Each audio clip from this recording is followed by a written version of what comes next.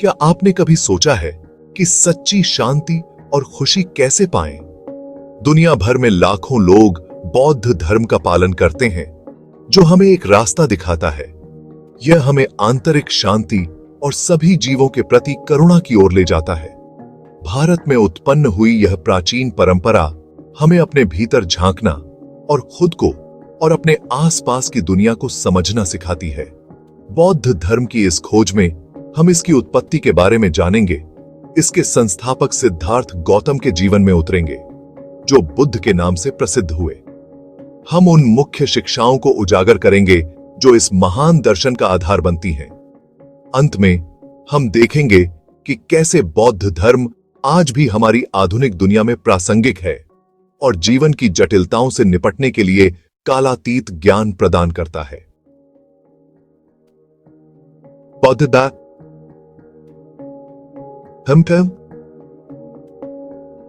हमें आत्म खोज, समझ और करुणा की यात्रा पर निकलने के लिए आमंत्रित करता है। यह उन सभी के लिए एक रास्ता है जो अधिक शांति, उद्देश्य और अर्थ से भरे जीवन की तलाश में है।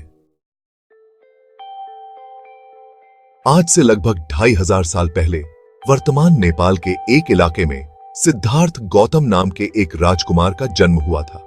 उनका जीवन विलासिता और ऐश्वर्य से भरा था। उनके पिता राजा मी ने दुनिया की कठोर सच्चाइयों से दूर रखा, इस उम्मीद में कि उनका बेटा एक दिन उनका राजगद्दी संभालेगा। सिद्धार्थ ऐश्वर्य से घिरे हुए बड़े हुए, दुखों और कठिनाइयों से अनजान। अपने चारों ओर सुख सुविधाओं और भोग विलास के बावजूद सिद्धार्थ के मन में एक गहरी बेचैनी थी। उन्हें लगता था कि सच्ची खुशी उनके महल की दीवारों के बाहर कहीं है। उनके मन में एक सवाल बार बार उठता था, जीवन का मतलब सिर्फ भौतिक सुख और क्षणिक भोग नहीं हो सकता।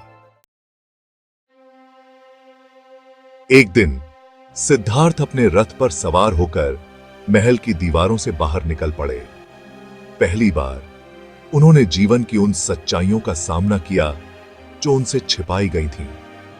उन्होंने एक बूढ़े व्यक्ति को देखा जो उम्र के बोझ तले दबा हुआ था, चलने के लिए संघर्ष कर रहा था। उन्होंने एक बीमार व्यक्ति को देखा जो दर्द और तकलीफ से परेशान था। फिर उन्होंने एक मृत शरीर को देखा जो जीवन की अनित्यता की एक कठोर याद दिलाता था। इन दृश्यों ने सिद्धार्थ को बहुत विचलित कर दिया। उन्होंने महसूस किया कि दुख, बुढ़ापा और मृत्यु मानव जीवन के अपरिहार्य अंग हैं। उनका संरक्षित जीवन ने उन्हें इन सच्चाइयों के लिए तैयार नहीं किया था। उनका सामना जीवन की नश्वरता और दुखों की अनिवार्यता से हुआ। ये अनुभव सिद्धार्थ के जीवन का टर्निंग पॉइंट बने। उन्होंने महसूस किया कि वे जिस विलासितापूर्ण जीवन जी रहे हैं, वह उन्हें मानव अस्तित्व की बुनियादी सच्चाइयों से नहीं बचा सकता। वह दुखों पर विजय पाने और सच्ची स्थायी खुशी प्राप्त करने का मार्ग खोजने के लिए दृढ़ हो गए। दुख और मृत्यु को देखकर सिद्धार्थ के मन में जीवन के गहन प्रश्नों के उत्तर खोजने की तीव्र इच्छा जाग उठी। उन्होंने महसूस किया कि सच्ची खुशी भौतिक संपत्ति या सांसारिक सुखों में नहीं मिल सकती।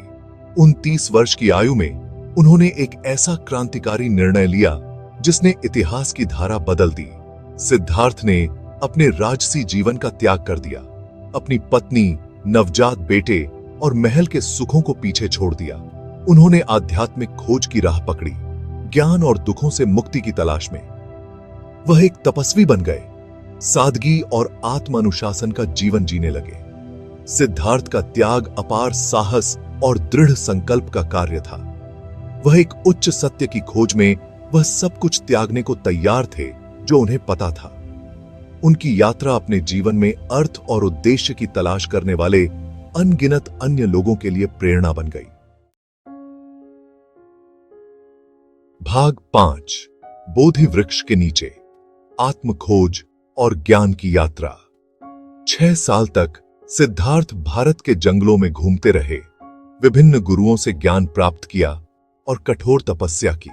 उन्होंने खुद को अत्यधिक उपवास, ध्यान और शारीरिक कष्टों के अधीन कर लिया, यह मानते हुए कि शरीर को कष्ट देने से आध्यात्मिक मुक्ति मिलेगी। हालांकि उन्होंने पाया कि इस तरह की चरम प्रथाओं ने उन्हें उनके लक्ष्य के करीब लाए बिना ही उन्हें कमजोर कर दिया। अंततः सिद्धार्थ ने महसूस किया कि न तो अत्यधिक तपस्या और न ही भोग विलास का जीवन ही उत्तर है। उन्होंने एक मध्यम मार्ग का पालन करने का फैसला किया जो संतुलन और प्लेन कॉन्शियंस पर आधारित था। भारत के बोधगया में एक बोधि वृक्ष के नीचे बैठकर उन्होंने तब तक ध्यान करने का संकल्प लिया जब तक कि उन्हें ज्ञान प्राप्त न हो जाए। 39 दिनों के गहन ध्यान के बाद सिद्धार्थ ने एक गहन जागृति का अनुभव किया। उन्होंने वास्तविकता की वास्तविक प्रकृति में अंतर्दृष्टि प्राप्त की, दुखों के कारणों और मुक्ति के मार्ग को समझा। उस क्षण वह बुद्ध जागृत व्यक्ति बन गए। भाग 6। 4 आर्य सत्य, दुखों की प्रकृति को समझना। ज्ञान प्राप्त करने पर बुद्ध ने अपने गहन विचारों को दुनिया के साथ साझा किया, बौद्ध धर्म की मुख्य शिक्षाओं का निर्माण किया। उनकी शिक्षाओं का केंद्र 4 आर्य सत्य हैं, जो मानवीय स्थिति और दुखों से मुक्ति के मार्ग को समझने के लिए एक रूपरेखा प्रदान करते हैं। पहला आर्य सत्य कहता है कि जीवन में अनिवार्य रूप से दुख शामिल है। जन्म, बुढ़ापा, बीमारी और मृत्यु से लेकर अधूरी इच्छाओं और आसक्तियों तक दुख मानव अनुभव का एक हिस्सा है। दूसरा आर्य सत्य बताता है कि दुख आसक्ति, लालसा और नश्वर चीजों से चिपके रहने से उत्पन्न होता है। हम उन इच्छाओं से चिपके रहकर अपने ही दुख पैदा करते हैं जो कभी पूरी नहीं हो सकती। तीसरा आर्य सत्य आशा प्रदान करता है, जिसमें कहा गया है कि आसक्ति और लालसा को समाप्त करके दुखों को दूर किया जा सकता है। अंत में चौथा आर्य सत्य मुक्ति का मार्ग, अष्टांगिक मार्ग प्रकट करता है, जो दुखों की समाप्ति की ओर ले जाता है। आर्य सत्य। भाग 7। अष्टांगिक मार्ग, एक सार्थक जीवन के लिए एक दिशा सूचक। अष्टांगिक मार्ग दुखों से मुक्त जीवन के लिए बुद्ध का नुस्खा, नियमों का एक समूह नहीं है, बल्कि अधिक सचेत और नैतिक जीवन जीने के लिए दिशा निर्देशों का एक समूह है। इसमें 8 परस्पर जुड़े हुए पहलू शामिल हैं: सम्यक दृष्टि, सम्यक संकल्प, सम्यक वाचा, सम्यक कर्म, सम्यक आजीविका, सम्यक व्यायाम, सम्यक स्मृति और सम्यक समाधि।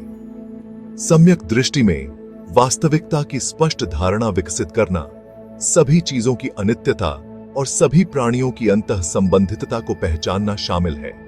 सम्यक संकल्प सकारात्मक और दयालु विचारों को विकसित करने के लिए प्रोत्साहित करता है, जो लोभ, घृणा और भ्रम से मुक्त हो। सम्यक वाचा सच्चाई, विनम्रता से बोलने और हानिकारक या विभाजनकारी भाषा से बचने पर जोर देती है। सम्यक कर्म में नैतिक रूप से कार्य करना, दूसरों को नुकसान पहुंचाने से बचना और ऐसे कार्यों में शामिल होना शामिल है जो स्वयं और दूसरों को लाभान्वित करें। सम्यक आजीविका एक ऐसे व्यवसाय को आगे बढ़ाने के लिए प्रोत्साहित करती है जो दूसरों को नुकसान न पहुंचाए और नैतिक सिद्धांतों के साथ संरेखित हो। सम्यक व्यायाम में पवित्र गुणों को विकसित करना और अपवित्र गुणों को त्यागना शामिल है। सम्यक स्मृति वर्तमान क्षण के प्रति जागरूकता विकसित करने पर केंद्रित है, बिना किसी निर्णय के विचारों, भावनाओं और संवेदनाओं पर ध्यान देना। सम्यक समाधि में अधिक एकाग्रता, स्पष्टता और शांति प्राप्त करने के लिए ध्यान के माध्यम से मन को प्रशिक्षित करना शामिल है। भाग 8। करुणा का प्रसार। दुनिया भर में बौद्ध धर्म की यात्रा। अपने ज्ञानोदय के बाद बुद्ध ने 4 दशकों से अधिक समय भारत भर में यात्रा करने, अपनी शिक्षाओं को साझा करने और भिक्षुओं और भिक्षुणियों के समुदाय की स्थापना में बिताया। करुणा, ज्ञान और दुखों से मुक्ति के उनके संदेश ने जीवन के सभी क्षेत्रों के लोगों को प्रभावित किया। बौद्ध धर्म के प्रसार में सबसे महत्वपूर्ण शख्सियतों में से एक भारत के सम्राट अशोक थे, जिन्होंने 3री शताब्दी ईसा पूर्व में युद्ध की भयावहता को देखने के बाद बौद्ध धर्म अपना लिया था। बुद्ध की शांति और अहिंसा की शिक्षाओं से प्रेरित होकर अशोक ने हिंसा को त्याग दिया और अपने साम्राज्य और उसके बाहर बौद्ध धर्म को बढ़ावा देने के लिए अपना जीवन समर्पित कर दिया। व्यापार मार्गों, मिशनरी प्रयासों और अशोक जैसे शासकों के समर्थन के माध्यम से बौद्ध धर्म पूरे एशिया में तेजी से फैल गया। अंततः तिब्बत, चीन, कोरिया, जापान और दक्षिण पूर्व एशिया तक पहुंच गया।